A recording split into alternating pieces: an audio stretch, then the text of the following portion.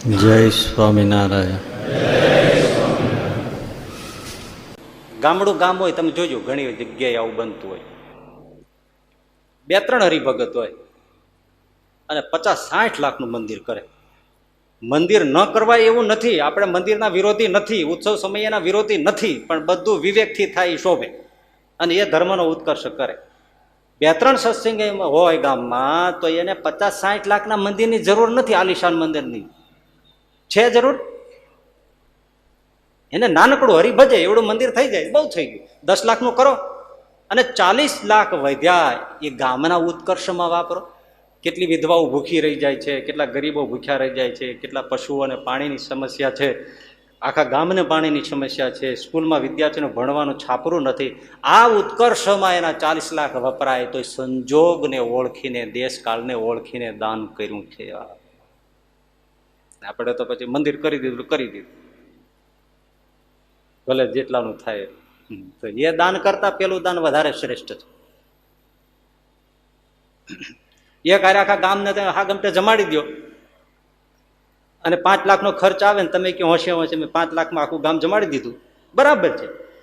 એના કરતા એટલો ખર્ચો ન કર્યો હોત અને ગામમાં જેટલા ગરીબ ને જેટલી વિધવા હોય એને બધાને આજીવન વ્યવસ્થા થઈ જાય એવું 5 લાખમાંથી કર્યું હોય તો, જે કોઈને આગળ બિચારી બાઈ માણસ હોવાથી, એકલી હોવાથી હાથ લાંબો નથી કરી શકતી, તો એ ઓછું પુણ્યનું કાર્ય છે. પણ સમજે તો જ થાય. બહુ સંજોગ સમયને ઓળખીને દાન, એમ નથી, સામાન્ય વાત નથી. દેશકાળ સંજોગને ઓળખીને કરવું. આખા દેશની અંદર ઘણા સંપ્રદાયો છે ને, ઓલ ઓવર આપણે ધાર્મિક જગતની વાત કરીએ છીએ. ઘણી ધર્મ સંસ્થાઓ છે ને આખા ભારતમાં. એમાં કેટલીય એવી ધર્મ સંસ્થાઓ છે કે જે કરોડોના ખર્ચના મહોત્સવો કરે છે ઉત્સવ સમય. કરોડો, લાખો નહીં, કેટલા કરોડો વાપરે છે, બરાબર છે ને. એમાંની કેટલી ધર્મ સંસ્થા, સાંભળજો,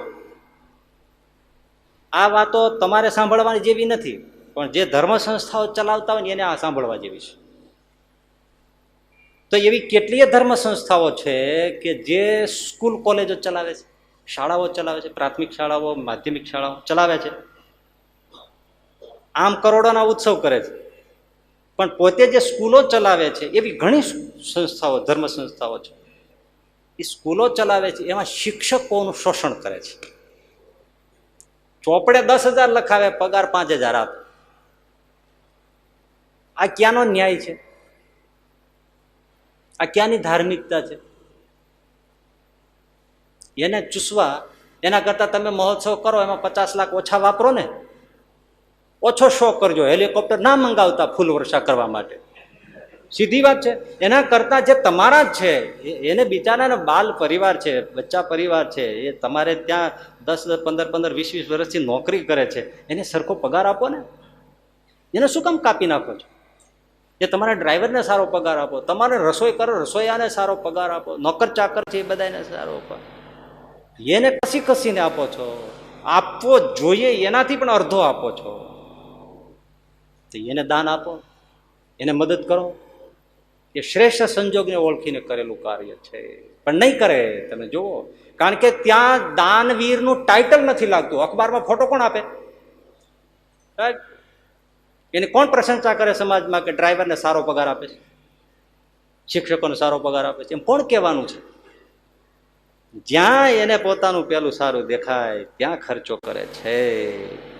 સાચો સાધુ પુરુષ જ એ કહેવાય કે પોતાના નજીક રહેનારા હોય એના દુઃખ જોઈ ના શકે, એમાં આપે.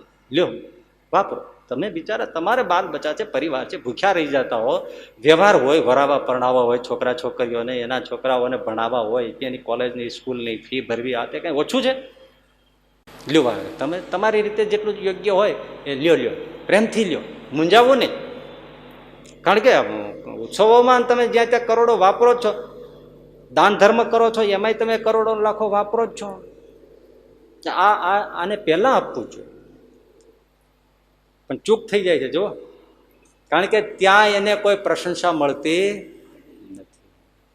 આ કોણ કી એને? આ કોણ સમજાવે? સમજાવવા જાય કોણ માને?